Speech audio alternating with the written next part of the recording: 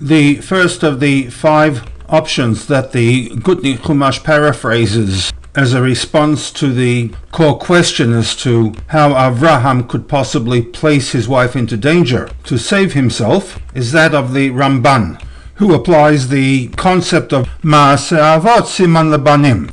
Ramban writes, V'ata motze kol ma shekatuv b'Avraham. All the events that are recorded with respect to Avraham, katuv b'banav, also happened to the children, referring to the Bnei Israel. Such as, with respect to Avraham, there was a famine which forced him to emigrate to Egypt. So too, the arrival of the Bnei Israel with their father Yaakov into Egypt resulted from a famine in the land of Canaan.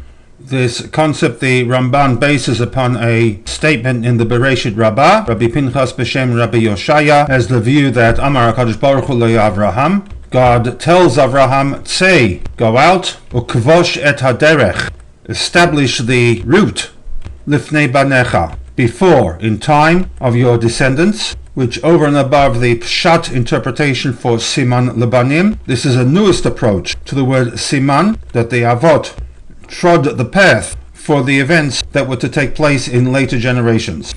The Ramban then goes on to state unequivocally that Avraham committed a chet gadol, a serious transgression, on 2 counts. Firstly, in placing his wife into a situation of potential danger, and secondly, disobeying God's command by emigrating to Egypt. This obviously is in conflict with the statement made by the Ramban that God had instructed Avraham to leave Canaan for Egypt, and I shall shortly propose my take on this contradiction. Nevertheless, according to the Gutnik's paraphrasing of the Ramban, Avraham did the wrong thing in asking his wife to Imri Na'achoti At, identify yourself as my sister.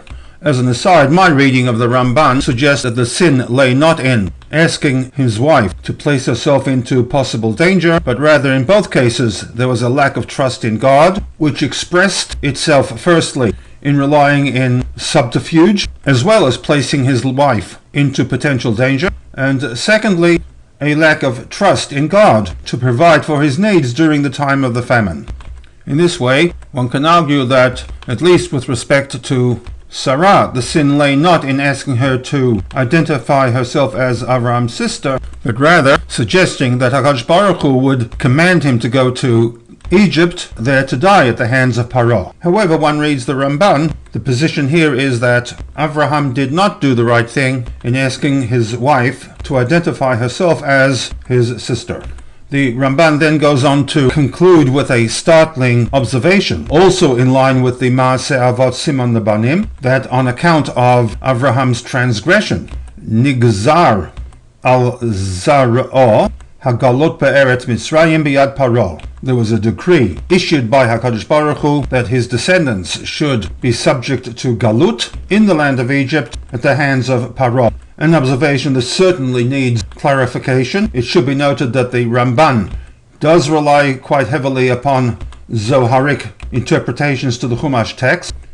2 positions are presented by the Zohar with respect to Avraham's departure from Eretz Canaan to Egypt. One of the views is that this is a test of Avraham's trust, which, as the Ramban noted, he failed, resulting in long-term consequences for his descendants. There are some serious flaws with this position of the Ramban, linking Galut Mitzrayim of the Bnei Israel to the actions of Avraham, that need to be addressed.